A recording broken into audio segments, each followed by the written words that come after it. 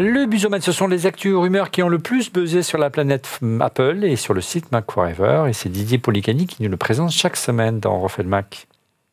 Et oui, Olivier, est-ce que tu as envie d'aller travailler à Foxconn en Chine ? Non. C'est un boulot apparemment de mieux en mieux payé. Apple a triplé les primes, figure-toi, parce qu'ils n'avaient pas assez de monde pour assembler les iPhones. Alors, il ne faut pas oublier qu'encore il y a un an, ils étaient encore dans le Covid, les Chinois. Donc, ils ont encore ce doux souvenir des restrictions. Donc, il n'y a plus personne qui veut venir bosser. Et donc, apparemment, en ce moment, alors c'est toujours, tu n'arrives jamais vraiment à savoir, mais apparemment, ce serait un petit peu compliqué pour recruter dans les usines. Donc, Apple fait des pieds et des mains. Ils essayent de leur donner des conditions supplémentaires, ce qui est plutôt pas mal finalement. Tu vois. Le retour de Beats. Le retour de Beats, qui non, il n'y a pas de jeu de mots. C'est la journée des vannes aujourd'hui. Et donc, est-ce que tu te rappelles du Studio Pro ? C'était le gros casque là, de Dr. Dre qu'il aimait bien, là, qui était sans fil et qui avait une assez bonne qualité sonore. Ouais. Qui coûtait assez cher aussi. Donc, ils vont le refaire. Tu vois, Beats, ils ont recruté un designer, ils commencent à relancer un peu des produits. Peut-être qu'ils s'y réintéressent, qu'ils voient que les ventes sûrement sont un petit peu au plus bas. Bah oui. Ils pourraient sortir le 19 juillet. C'était la dernière rumeur du jour. Peut-être que d'ici l'émission, on aura peut-être encore une autre date, mais donc cet été on devrait avoir un nouveau casque.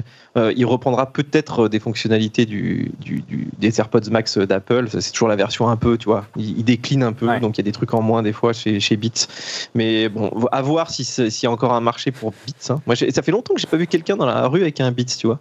C'est très longtemps effectivement. On parle de Apple et de sa capitalisation boursière. Oui, l'oncle Picsou a désormais 3000 milliards de capitalisation.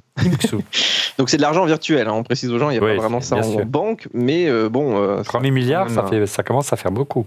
Comme disait l'autre, on peut s'acheter un pays avec ça. Donc oui, on peut faire un iMac M2 Pro sans trop de difficulté aussi. Ouais, c'est clair. Non, mais je crois qu'en vrai cash, ils ont quelque chose comme 200 milliards, hein, un truc comme ça. Oui, 150 milliards, 300 milliards, donc c'est déjà pas mal. Ouais, c'est impressionnant. Donc une des plus grosses boîtes du monde. On parle d'iCloud. Oui, qui a augmenté dans certains pays. Alors, tu vois, moi qui a pété mon iPhone, et les gens m'ont dit tu n'as pas un abonnement iCloud ? Et moi j'ai dit mais non, j'ai 1 Tera de stockage, mec. Tu m'imites très mal. Hein. Ouais, c'est pas que toi. Mais cela dit, Apple te pousse à prendre du iCloud. Donc on est tous.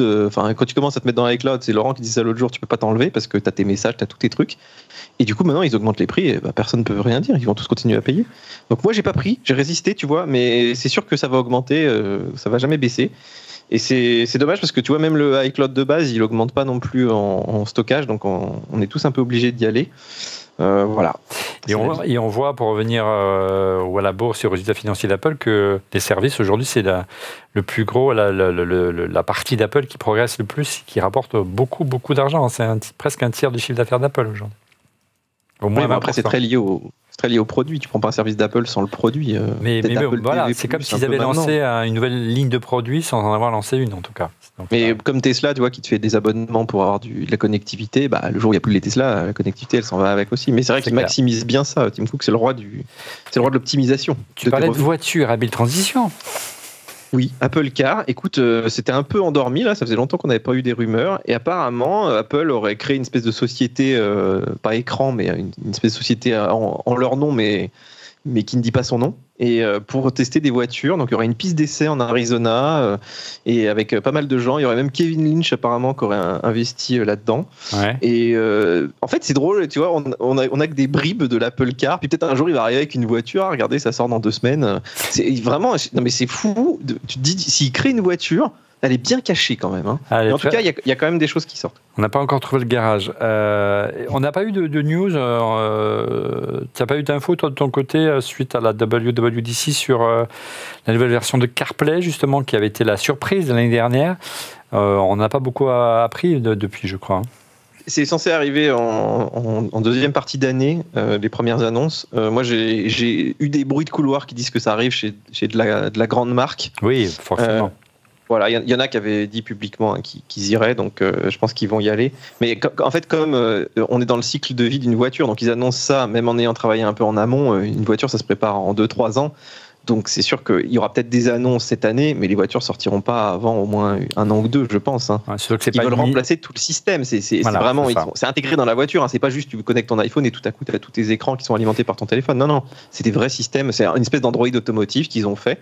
Et là, effectivement, moi j'ai assez hâte de voir ça parce que ça bouge énormément dans les voitures. C'est très très passionnant ce qui se passe en ce moment. Oui, c'est pas juste un écran déporté pour le téléphone. Ça prend le contrôle du tableau de bord et de l'ensemble des fonctionnalités de base de la voiture.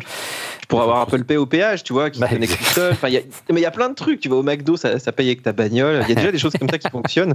Mais on imagine Tim Cook avec toutes les voitures du monde connectées, c'est encore mieux que l'iPhone, tu vois. Tu peux vraiment maximiser tes revenus pour le coup. Merci Didier pour ce busomètre.